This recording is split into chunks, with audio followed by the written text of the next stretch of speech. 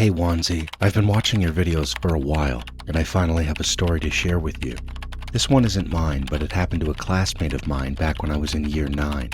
I'll do my best to retell it the way it was told to me. For privacy reasons, let's call him Andrew.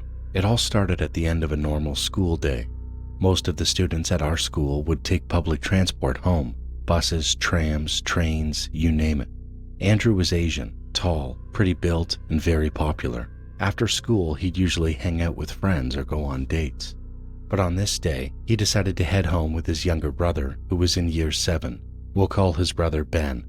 When they got on the bus, Andrew sat near the back, and Ben went all the way to the last row to sit with his friends. Everything seemed normal until the bus made another stop. That's when he got on, a large boy, maybe 16 or 17, towering over everyone, stepped onto the bus. He had a long scar running down the side of his face, and he wasn't wearing a school uniform, which meant he didn't go to our school.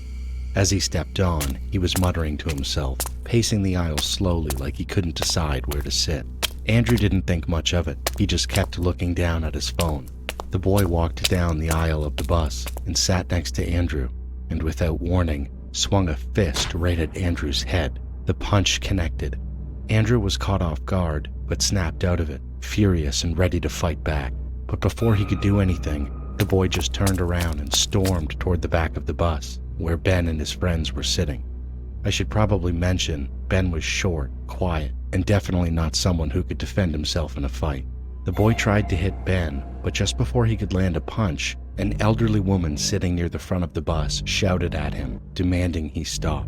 He turned, furious, and punched the woman in the face.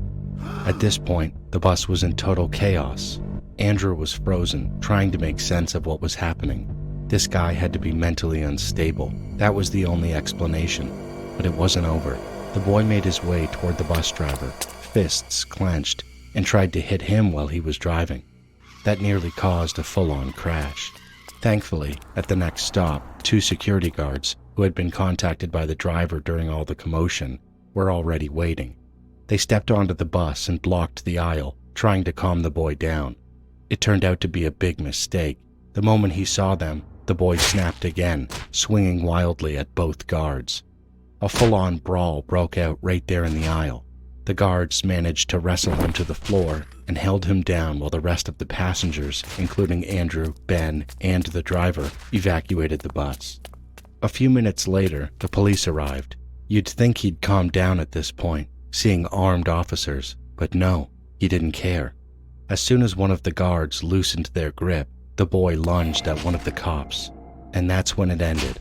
Another officer immediately pulled out a taser and fired. The boy collapsed, convulsing on the pavement before being restrained and cuffed. He was arrested on the spot. Thankfully, no one was seriously hurt. Not Andrew, not Ben, and not even the elderly woman. But to this day, we all wonder what would have happened if the guards or the police hadn't shown up in time. Or worse, if that bus, full of people, had crashed. Hello, my name is Mai Britt. I'm a woman from Norway, and this is a true story that happened to me a long time ago. I was 18 at the time, and I had just moved in with my partner, Alex. We loved going out exploring, to the mall, cafes, anywhere at all during the day. But one day, we decided to come home a little earlier than usual, and looking back, I'm really glad we did. When we got home, I locked the door, or at least I thought I did. You see, I'm hard of hearing, and sometimes I forget to check if I've actually locked the door, especially since I'm always the one who walks in last. That day, we didn't think much of it. We just sat down to watch TV like usual, until we heard loud screaming. It was coming from our neighbors. She lived in the apartment right next to us, and we were used to hearing her yelling at odd hours, especially in the middle of the night. Doors slamming, things breaking, but this time, it was during the day. Alex heard footsteps in the hallway, and then suddenly, he turned the TV off. We both went quiet, and that's when we heard it. Someone was at our front door, stabbing it, over and over again. We froze. Alex looked at me and whispered, "Oh no, I might have forgotten to lock it." My heart dropped. I crept slowly to the door and checked. It was locked, thank God. Then came the screaming. Let me in! Open the door! She was screaming, swearing, stabbing the door again and again. We could hear the metal scraping as she carved X's into the wood. She even went to another neighbor's door. She sounded furious through the locked door, and she was determined to get inside. She started kicking the door, slamming her body against it, and shouting, Open the door! I told Alex frantically. Call the police, now! He did, and he told the operator. Our neighbor is trying to break in. She's stabbing the door. Please send help. The operator asked if we could see anything. Do you have a peephole or window to look through? We said no, but we told her. It has to be a knife or some sharp weapon. She's hitting the door hard. I started crying while Alex stayed on the line. We waited and waited.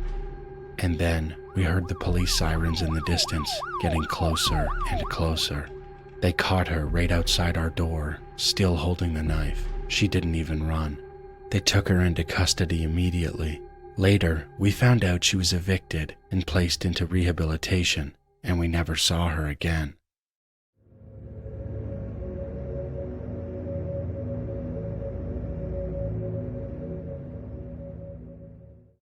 My name is Sparsh. This incident happened when I was 15 years old. My parents were out of town on vacation celebrating their anniversary. They wanted me to come with them, but I had exams the following week, so I stayed back home alone. My mom, being the protective person she is, asked her friend from society to send her son, Sahil, to stay with me.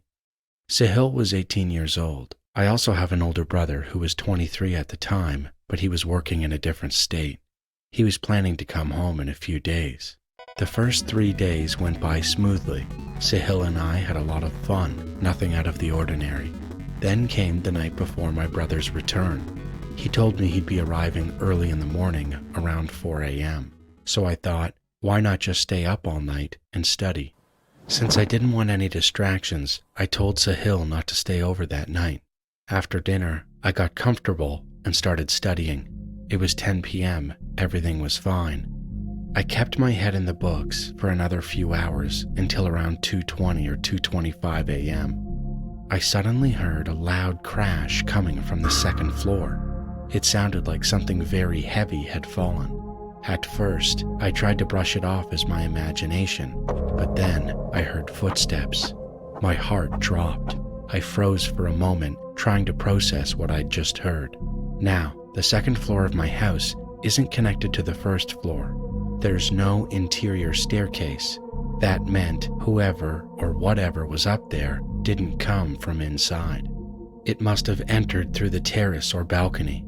Panicked, I turned the TV on full volume and started talking loudly to myself, trying to make it seem like I wasn't alone. I kept that act going for a whole hour.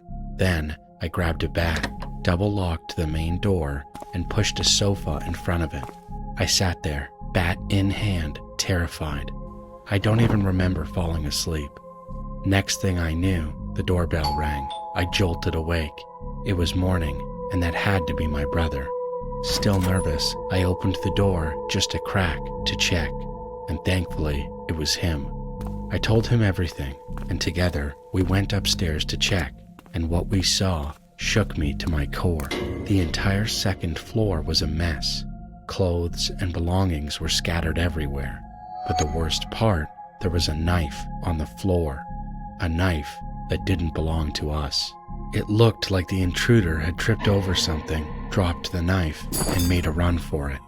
We called the police. They found no other evidence, but they did take the knife for fingerprint analysis.